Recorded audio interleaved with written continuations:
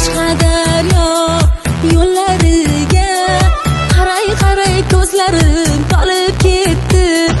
Bolaligim meni beg'uborligim onamning uyida qolib ketdi.